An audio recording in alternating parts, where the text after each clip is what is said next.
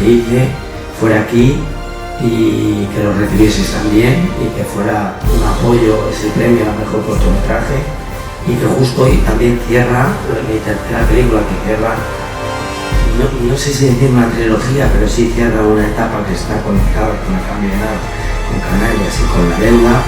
También es la película que cierra el festival, ¿no?